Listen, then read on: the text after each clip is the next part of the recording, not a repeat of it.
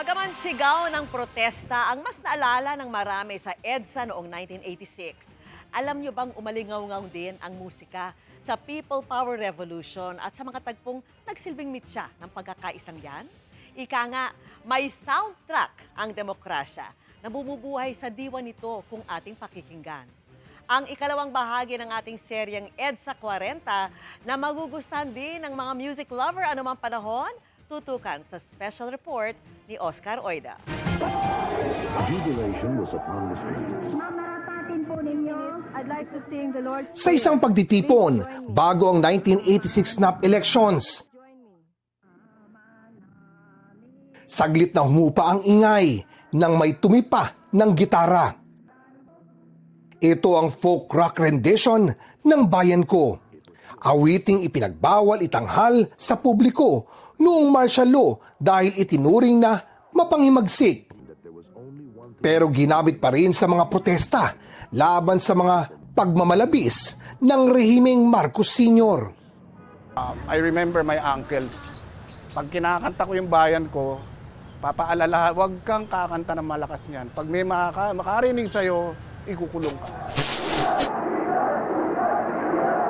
Lakas loob din itong inawit ng mga nakiprosesyon sa libing ni Ninoy Aquino. At inawit ng mga nag-People Power Revolution sa EDSA noong 1986 sa pangunguna ni Freddy Aguilar.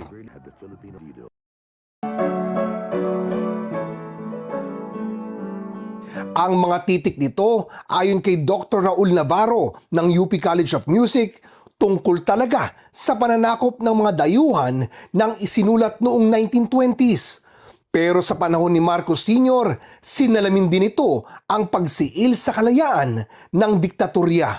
Siguro dun sa particular na panahon na yun, naghahanap tayo ng makakapitan or mag-express ng nararamdaman natin that time. Tumugma yung mensahe ng kanta dun sa experience that time at iba pa.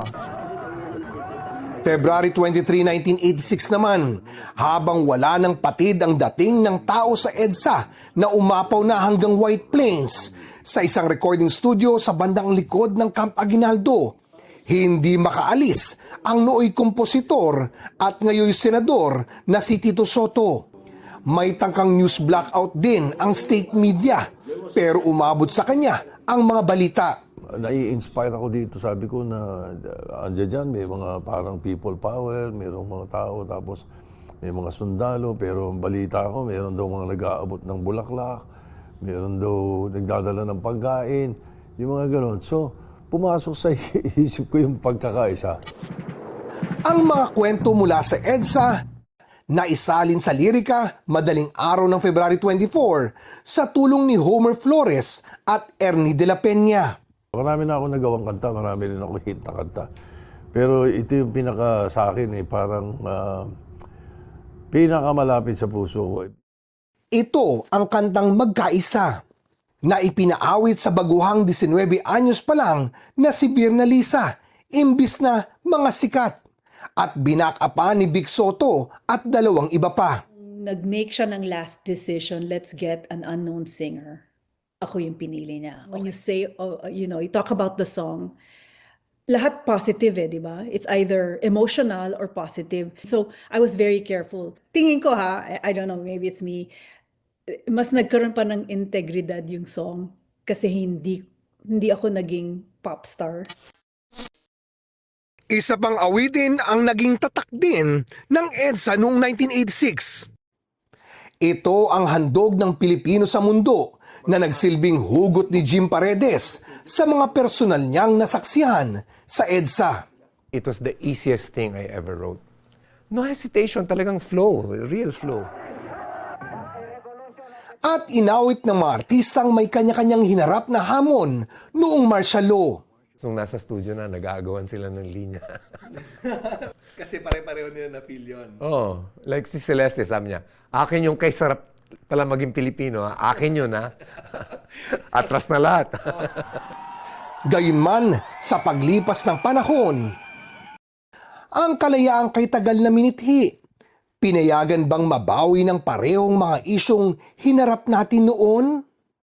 Makalipas ang 40 taon, sa dami ng mga nagbago, Obra pa kaya ang musika para pagkaisahin tayong mga Pilipino? Lahat ng may kaugnayan sa ating struggle, paghahanap ng kalayaan, katarungan, no, babalik at babalik yan, no, yung mga awit na yan, kung darating ang panahon na may ganun pa rin. Actually, hindi pa rin naman tayo nakakaalis dyan. At naaangkop pa rin itong mga awit na ito. If it happened before, why can it not happen again? Yung cynicism ng tao na wala namang mangyayari, yun ang pinakakalaban natin lahat. Parang music record lang siguro na luma ang mga plaka, tape at CD. Pero kailan lang nagbabalik sila. Tulad ng musika. Ang diwa ng EDSA na binigyang kulay nito, wala naman sa petsa lang, nakapost lang at naghihintay na i-play muli ng mga gustong lumaban para sa bayan. Para sa GMA Integrated News, Oscar Oida, Nakatutok, 24 Oras.